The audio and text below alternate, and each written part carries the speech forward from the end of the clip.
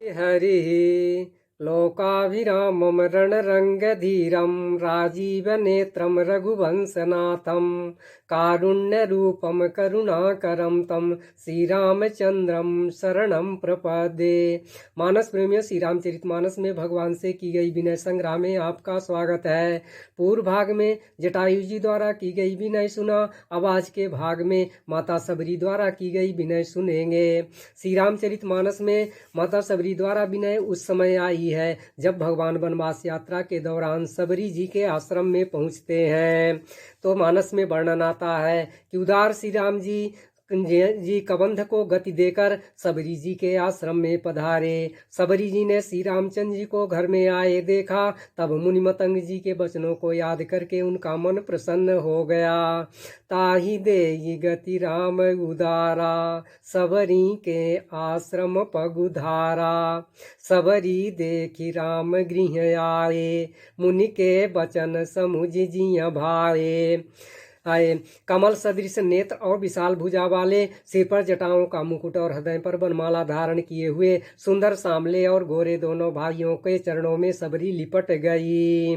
Cersei जलोचन बाहु विशाला, जटा मुकुट सिर उर बनमाला। श्याम गौर सुंदर दो भाई, सबरी परी चरण लपटाई।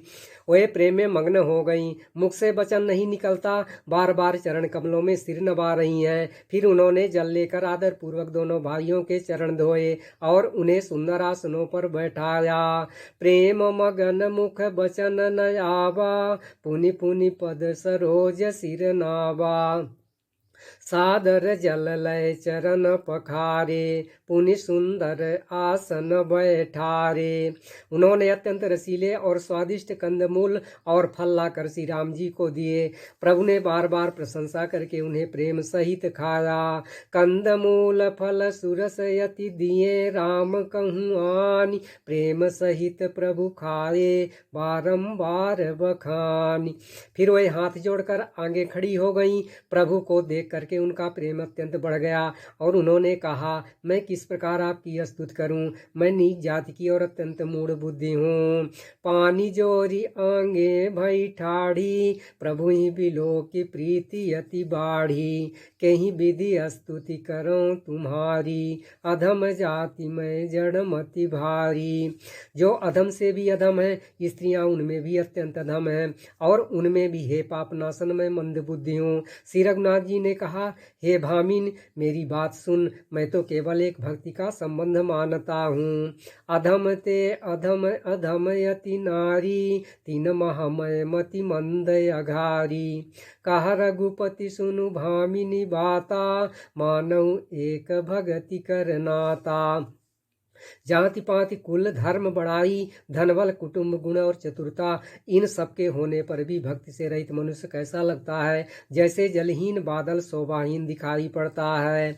जाति पाति कुल धर्म बड़ाई, धन बल परिजन गुण चतुराई। भगतिहीन नर सोहई कैसा, बिनु जल बारिद देखिए जैसा।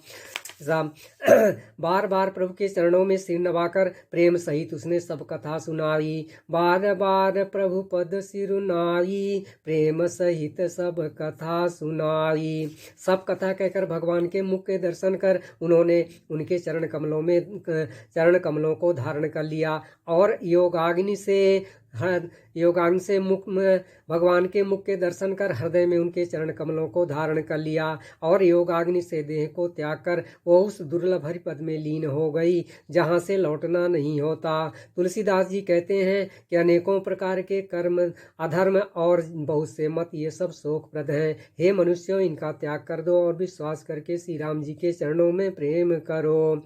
कही कथा सकल बिलो की, हरिमुख हृदय पद पंकज ब्रज धरे। तजी जोग पावक देह हरिपद लीन भई जहाँ नहीं फिरे।